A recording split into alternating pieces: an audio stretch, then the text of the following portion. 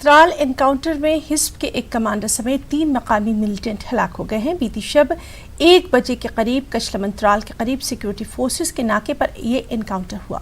तफसीलात के मुताबिक मिलिटेंट जब नाके पर पहुंचे तो फोर्सेस ने उन्हें रोकने की कोशिश की। उसी वक्त मिलिटेंटों ने फोर्सेस पर अंधाधुंध फायरिंग कर दी। फोर्सेस की जवाबी कार्रवाई में तीनों मिलिटेंटों को हलाक कर दिया गया। 2 मिलिटेंटों का ताल्लुक हिज़्बुल मुजाहिदीन से और एक का अंसार ग़ज़वतुल हिंद से बताया गया। मिलिटेंटों के कब्जे से असलहा और गोला बारूद भी बरामद किया गया। महलवकीन की शिनाख्त हिज़्ब कमांडर जहांगीर रफीक वानी साकिन अमीराबाद त्राल, राजा उमर मकबूल साकिन लरगाम त्राल और सादत फारूक साकिन बघामा बिजबिहाड़ा के तौर पर की गई है।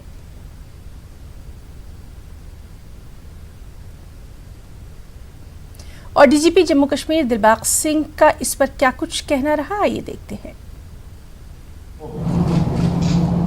एंटी टेररिस्ट ऑपरेशंस की कार्रवाई 2020 के दौरान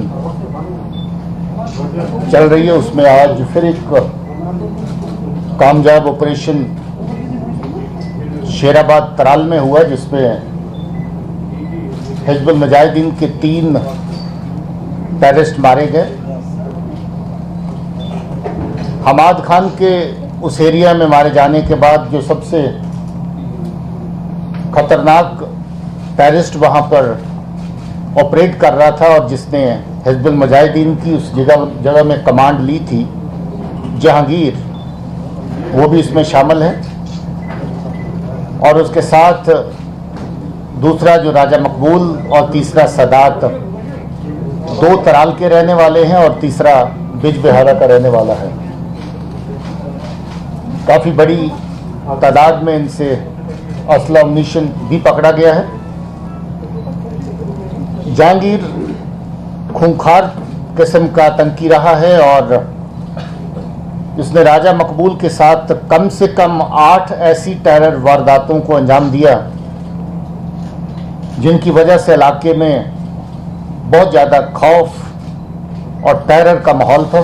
2 सिविलियन किलिंग भी इसके अंदर शामिल हैं, जो इसने राजा मकबूल के साथ मिलकर करी। बयाजुद्दीन जरगर की किलिंग हुई थी, उसमें ये शामिल था। और उसके अलावा गुलाम नबी मीर, जो त्राल के रहने वाले हैं सिविलियन, उसकी किलिंग की थी, इसमें भी ये शामिल था।